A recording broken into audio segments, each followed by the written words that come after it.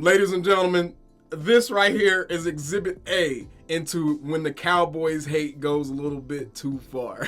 Every now and then, Cowboys Nation has those moments that makes me proud. And this moment is including Dante Whitner, aka Dante Hittner, a former member of the San Francisco 49ers or Washington Redskins and other NFL teams. He was a NFL player, I guess, at best, but recently he made news for making some unwarranted comments about Dak Prescott as he took a personal pot shot at the quarterback of America's team. Well, Cowboys Nation responded in kind, whereas media reporters, fans, and even other players from other teams chimed in, and Dante has absolutely crumbled under the pressure. All I'm saying, man, is you take the dudes that's leading the charge with the criticism against Dak, you look at how they're acting on the internet, and then you actually listen to some of the other players who have historically been super hard on the Cowboys try and tell you, hey man, you can't blame everything on Dak.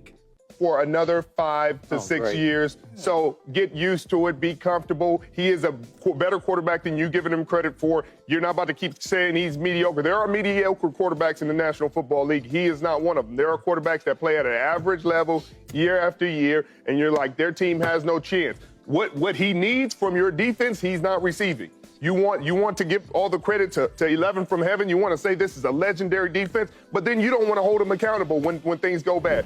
At some point, that combination of evidence has to let you know, hey, maybe my criticism is a little bit too pointed. Or maybe it's just flat out unfair. And a lot of the times when you know you're spewing BS, your insecurities will show, or you'll have no actual solid ground to stand on with your argument. In this video, bro, we're really just about to take a moment to laugh at the latest victim of the I want to get clicks national media brigade as it completely backfired. And this dude is literally having a meltdown before everyone's very eyes.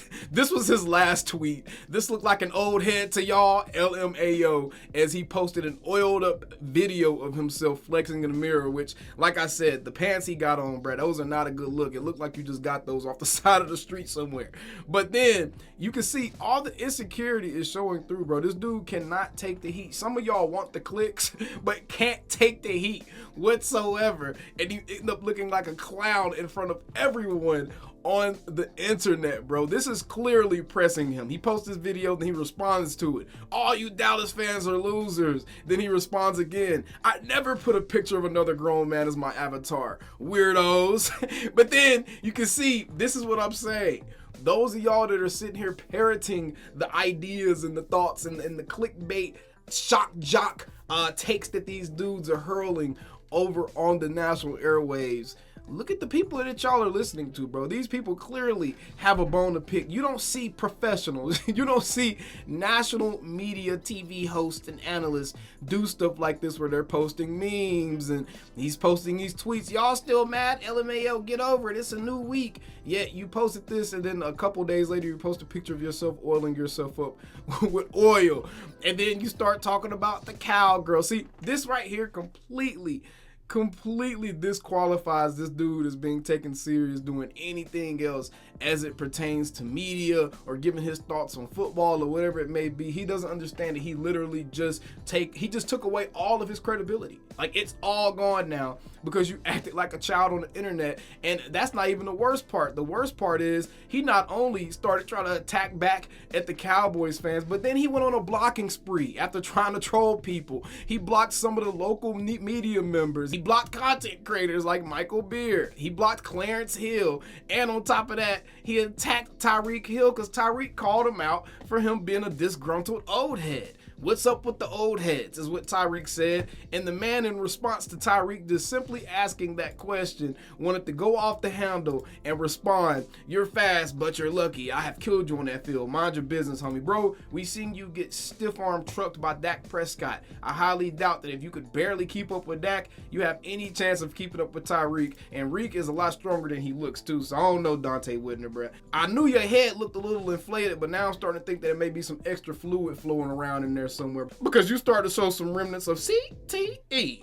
That's all I'm saying. That's all I'm saying, Dante. When you have people like Richard Sherman coming to the defense of Dak Prescott, you have people like Chris Sims, which I know Chris Sims doesn't have the best track record as it pertains to some of his takes and stuff. But anytime someone's talking X's and O's and they're actually talking stuff that has to do with the game, I listen a little bit more than I would if it has something to do with like an emotional, opinion-based take, right? And this is talking X's and O's, and he's criticizing the simplicity of the Cowboys concept, their new scheme that they're running. And you can see this every single play. Either receivers are all at the same levels, there's no variety in the routes that they're running, or they're running the same plays while lacking the attention to detail to be able to run these plays successfully in the type of offense that Mike McCarthy's trying to run.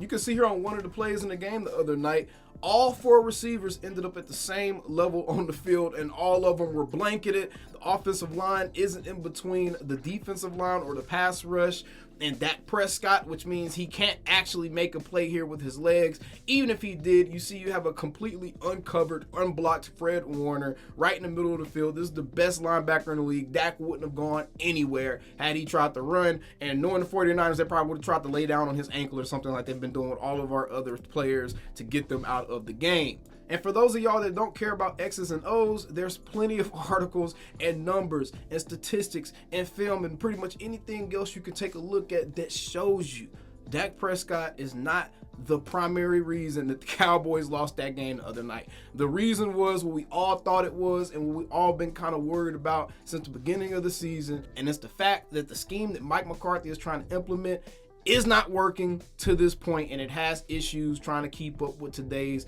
modern NFL schemes. All right, and that's the big issue here, because as you can see, we have an article here that went in depth to the numbers of that game. And in obvious passing situations, though Prescott has been far more efficient, while he ranks 11th in EPA per drop back overall on pass plays, if you strip out play action and screen passes, which are more dependent on play design than on the QB's processing skills, he jumps to 5th. According to True Media, Dak is still the Dak of old. He's just stuck in a poorly designed offense. The increase in quick passes is largely responsible for the decline in Prescott's production this season. On rundowns, which True Media considers any play on first down or second and medium, Prescott is completing 70.9% of his passes with an on-target throw rate that ranks 5th best in the NFL. Okay, so Dak is doing exactly what he should be doing at a very high level when given the opportunity. But he ranks just 20th in both yards and EPA per drop back on those plays, and 35.7% of his rundown completions have lost EPA for the Cowboys, the 4th highest mark in the league. Dak is executing the plays as they're designed. The play designs just aren't very good, all right? And this is actually an article from The Ringer. If you want to take a look at this, I'll leave a link to this article in the description or pinned comment, one of them, so just take a look at the bottom of the video. But there's evidence out there that disproves the arguments that you guys are using against Dak Prescott. I've seen so many ridiculous takes. I've seen so many people say ridiculous things, and I'm gonna just say this as it pertains to our quarterback. Some of you guys can say what you want, but at the end of the day, you look very, very ignorant when you're unable to take the information given to you and create a new opinion on a topic. A lot of you have just chosen this hill to die on as far as Dak being this terrible NFL quarterback, and that's just not the case. We've heard player after player after player that isn't affiliated with Philadelphia or the 49ers come out in defense of Dak Prescott, whether it be active players or players that have retired or even Hall of Famers have come out and said this dude is a good NFL quarterback. There's much bigger and deeper issues going on with the Dallas Cowboys than a simple quarterback change. And that's the whole point of this thing, bro. Don't find yourself siding with people like Dante Whitner and regurgitating the stuff that these types of dudes are saying on the internet, because clearly they're drowning in their own insecurities and they have personal access to grind with the Cowboys or Dak Prescott himself. And that's the reason that you're seeing some of the outlandish takes that you've seen about our quarterback. Again, I'm going to stress this.